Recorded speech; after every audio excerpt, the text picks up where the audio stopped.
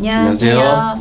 진행자 핫솜입니다. 네, 박병건 변호사입니다. 네, 지난번에 저희가 영상에서 음주운전에 대해서 다뤘어요. 왜냐면 이제 시즌인 만큼 술도 많이 마시시고 자리가 많이 생기잖아요. 그럴 때 이제 생기는 문제들, 그래서 이번 시간에는 술을 마신 후에 생길 수 있는 그런 일들에 대해서 어떤 법률이 이제 적용될 수 있는지 한번 알아보려고 합니다. 그래도 가장 큰 이슈는 또 폭행이지 않을까 싶은데요. 우리가 이제 폭행이라는 게 싸웠을 때, 네, 그런 게 이제 폭행이라고 하는데, 이 폭행죄, 그럼 이제 범죄가 이루어졌을 때의 폭행죄는 언제 성립이 될 수 있는지 좀 설명을 한번 들어보도록 하겠습니다. 네, 이제 연말이 다가오면서 방금 사회자 말씀하신 것처럼 이제 술자리가 많이 늘어나고 있죠. 그런데 이제 술을 마신 상태에서 뭐 옆자리에 있는 사람과 시비가 일었다거나 또는 같은 자리에 동석했던 사람 간에 다툼이 생기는 경우, 이런 경우에 이제 감정이 격해지면서 서로 주먹 다짐을 하는 경우도 생기고, 네. 또는 주먹 다짐이 아니더라도 어떤 신체적인 유형력을 행사하는 경우가 많이 발생합니다. 이렇게 사람에 대해서, 신체에 대해서 유형력을 행사했을 때 이걸 우리가 폭력이라고 하고요. 이 폭력이 행사됐을 때 성립하는 범죄가 바로 형법 260조의 폭행죄입니다. 네, 그러면 폭력, 그러니까 폭행죄에 혹시 종류가 있나요? 네. 자, 단순 폭행죄가 있습니다. 이거는 사람을 폭행했을 때 성립하는 범죄가 이제 단순 폭행죄고, 특수 폭행죄라는 게 있는데, 단체 또는 다중의 위력을 보이거나 위험한 물건을 휴대해서 폭행을 했을 때는 특수 폭행죄라는 것이 성립이 됩니다. 이거는 단순 폭행죄 가중해서 처벌을 받게 되는데요.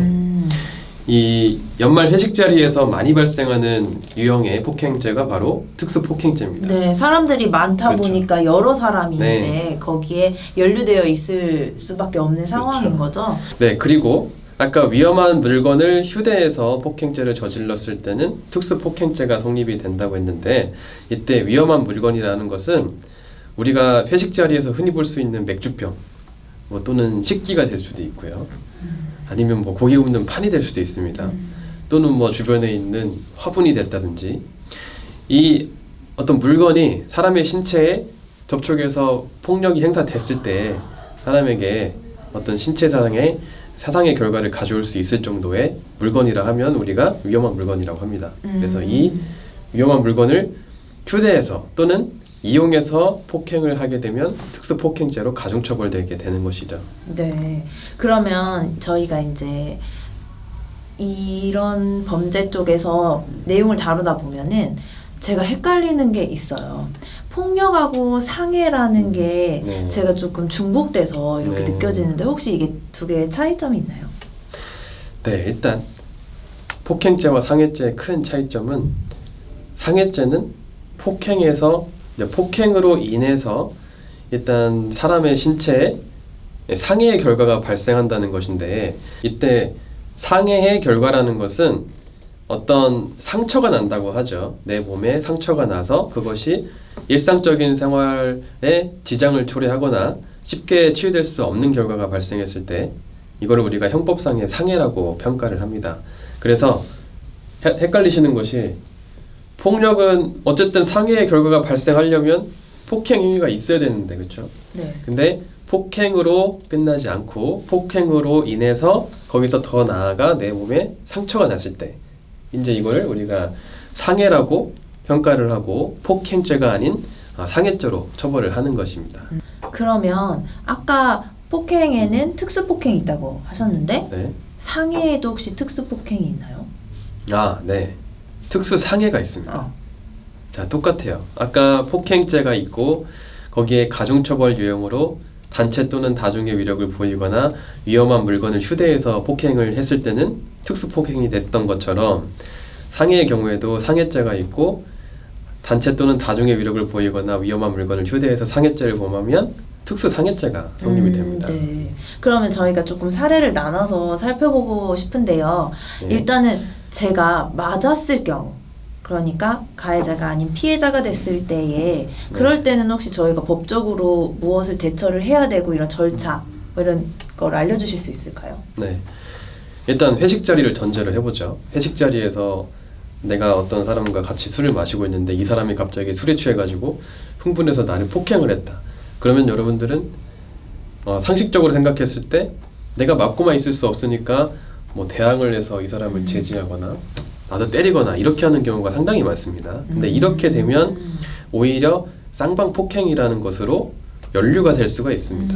그래서 나는 처음에 피해자였는데 결과적으로는 나도 이 사람을 그 제압 과정에서 때렸으니까 폭행죄가 되는 결과가 초래되는 것이죠. 그러니까 일단 내가 폭행이나 상해를 당할 것 같으면 거기에 최대한 대응을 하지 마시고 피하는 게 상책일 것 같습니다. 내가 오히려 범죄자가 될 수 있으니까요. 그러면 이제 상대방의 폭행을 당해서 내가 피해자가 됐다고 하면 일단 여러분들은 그 자리에서 경찰에 신고를 해야 되겠죠. 1번 경찰에 네. 신고한다. 네, 그리고 경찰에 신고가 돼서 이제 경찰관이 와서 현장 조사를 하게 됩니다. 그리고 정식으로 사건을 접수할 것인지 아니면 원만하게 서로 화해하거나 합의할 것인지 이제 이렇게 묻게 되죠. 그러면 여러분들이 감정이 서로 풀려서 뭐 화해나 합의를 하시면 그 자리에서 사건은 종결이 되는 것이고 만약에 정식으로 사건 접수를 원한다면 경찰관에게 그 의사를 전달해서 이제 경찰서에서 이 사건을 정식으로 수사를 하고 이 가해자에 대한 뭐 폭행죄나 상해죄 뭐 또는 특수폭행이나 특수상해 같은 범죄 혐의로 조사가 이뤄지는 겁니다. 그러면 이제는 내가 때렸을 때 네. 가해자예요. 근데 그게 여러 가지 경우가 있겠지만 저희가 지금 술에 관련된 얘기를 하고 있으니까 술을 먹고 제대로 된 정신이 아니었을 때 네. 이제 그런 사건이 발생되었을 때 좀 이걸 어떻게 내가 대처를 해야 될지 당황스러울 때가 있을 거 아니에요? 그렇죠. 네, 그럼 어떻게 해야 되는지도 좀 일러주세요. 자, 일단 술에 많이 취해서 폭행이나 상해죄를 저질렀다고 해서 그 책임이 면제되는 것은 아닙니다. 하지만 일단 어떤 사태가 벌어졌다면 내가 상대방을 폭행하거나 상해하는 결과가 발생했다면 적절히 대처를 해야 되겠죠. 자, 만약에 우리 아까 폭행, 특수폭행, 상해, 특수상해 이 네 가지가 있었는데 단순 폭행, 그렇죠? 뭐 흉기 이런 거 휴대하지 않고 위험한 물건 휴대하지 않고 그냥 단순하게 폭행을 했다 하면 상대방과 원만히 합의하게 되면요 더 이상의 사건 진행이 없이 사건이 종결이 됩니다. 네, 이거는 이제 피해자의 처벌 불원의 의사가 있었을 때에는 처벌할 수 없다 이런 조항이 있거든요. 네. 그래서 여러분들이 가해자가 됐다면 그리고 단순 폭행죄를 범했다면 일단 최대한 합의를 시도해서 사과하고 합의를 시도해서 사건을 조기에 종결시키는 게 가장 좋겠죠. 자, 그런데 뭐 폭행을 넘어서서 이제 상해가 됐다거나 뭐 특수 폭행이 됐다거나 특수 상해가 됐다거나 이렇게 되게 되면 아무리 합의를 한다 해도 일단 사건이 그 자체로 종결이 되지 않습니다. 내가 합의한 것은 나의 양형사유, 나중에는 정상 참작 사유가 될 수 있을지언정 그걸로 바로 사건 종결되는 게 아니기 때문에 일단 합의도 해야 되겠지만 기타 여러분들이 그 사건이 발생하게 된 경위나 동기, 기타 정상에 참작할 사유들을 적극적으로 수사기관에 여지를 표현을 해서 이 사건이 이제 원만하게 종결될 수 있도록 하시는 게 필요하겠습니다. 그럼 이제 얘기를 들어보니까 특수 상해, 특수 폭행에는 여러 명이 이제 연루가 되어 있다고 하셨잖아요. 근데 그 연루라는 게 사실 현장에 있어서만도 연루가 될 수 있는지 아니면 뭐 내 친구가 맞거나 내 친구가 때리는 과정에서 그거를 말리다가 연루되는 경우가 이제 여러 가지가 있을 것 같아요. 네. 어떻게 이거를 볼 수 있을까요? 자, 가해자의 뭐 지인으로서 또는 주변 사람으로서 현장에 있었다는 것만으로 특수 뭐 또는 2인 이상의 공동 이런 구성 요건이 충족되는 건 아닙니다. 폭행, 뭐 상해 이런 범죄도 고의를 전제로 하기 때문에 나도 그러니까 옆에 있었던 사람도 이 가해자와 함께 더불어서 피해자를 폭행하려는 의사로 어떤 폭력 행위를 했을 때 이제 아까 그런 특수 또는 2인 이상의 공동 이런 요건이 성립이 되는 것이거든요. 그래서 현장에 있었다는 것만으로는 그런 가중처벌 유형에 해당이 되는 것이 아니고 만약에 나하고 제 친구하고 같이 이 사람을 폭행할 의사로 뭐 때렸다거나 또는 뭐 그 이상의 사람들이 단체로 와서 이 사람을 폭력을 했다거나 이랬을 때 그 특수가 성립이 되는 것이죠. 그러면 이제 궁금한 게 이제 목적을 가지고서 한 게 아니라 내가 이렇게 있다가 내 친구가 맞아요. 그래서 그거를 막으려다가 이렇게 그 사람을 제압하거나 손을 잡는 과정에서 뭔가 약간의 상해가 발생할 수 있잖아요. 그런 경우에는 또 어떻게 되는 건가요? 자, 내가 피해자인데 아까 앞서 말씀드렸듯이 일단 가해자의 가해에 대해서 내가 피하는 게 상책이라고 말씀을 드렸죠. 근데 이 가해자의 가해 행위가 도를 넘어서서 정말 피하지 않으면 내가 크게 다치거나 또는 죽을 수도 있을 것 같은 그런 상황이 올 수도 있습니다. 네. 그렇죠. 특히나 상대방이 어떤 맥주병을 들고 와서 또는 칼을 들고 와서 위험하게 행동했을 때에는 나의 신변을 보호하는 조치가 필요합니다. 그래서 그 과정에서 방어를 하거나 아니면 상대방을 밀어서 제지를 하거나 또는 주변 사람들이 와서 압박을 해서 제지하는 경우 이런 네. 경우들이 많이 발생하게 되죠. 네. 자, 이런 경우는 우리가 형법상의 정당방위라고 해서 이 제지하는 과정에서 발생한 유형력이 폭행이라고 보지는 않습니다. 처벌을 받게 되었다. 그럼 이제 최소와 최대형이 있을 거 아니에요. 네. 그런 건 어떻게 되나요? 먼저 단순 폭행죄를 기준으로 말씀드리면 물론 사건의 정도, 그렇죠? 그 책임의 정도, 또 비난 가능성이라고 하는데 이런 여러 가지 사정들에 의해서 형벌의 범위는 달라지겠지만 보통 벌금형이 나옵니다. 이건 합의가 되지 않았을 때를 전제로 말씀드리는 겁니다. 네.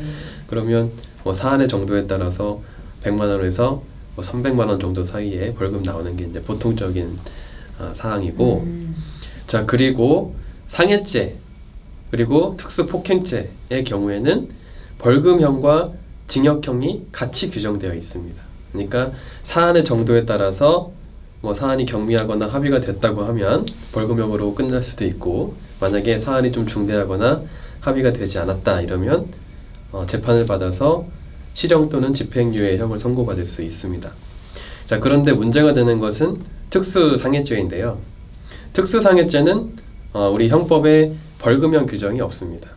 그 징역형 규정만 있기 때문에 합의를 했다 하더라도 수사 과정에서 기소유예 처분을 받아서 재판받지 않는 것이 아닌 한 여러분들이 재판을 받게 됐을 때는 집행유예를 받는 것이 최소의 형이죠.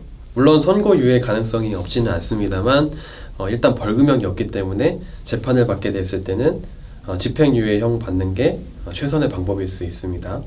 자, 그런데 집행유예의 요건으로 누범이 아닐 것을 정하고 있습니다. 우리 형법에서.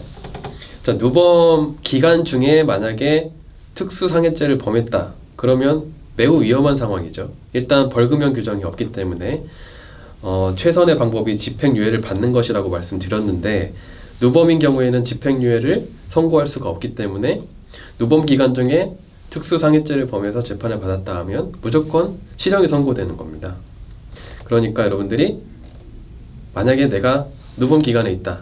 그런데 이번에 내가 죄를 범한 것이 특수상해죄다. 이러면 일단 법률 전문가의 조력을 받아서 이 사건을 어떻게 해결해 나갈지를 대응 방법을 찾는 것이 중요하다고 하겠습니다.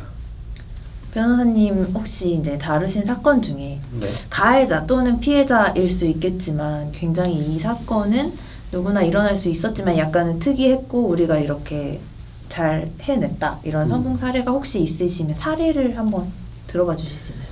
네, 방금 말씀드린 특수상해 사례가 하나 있었습니다.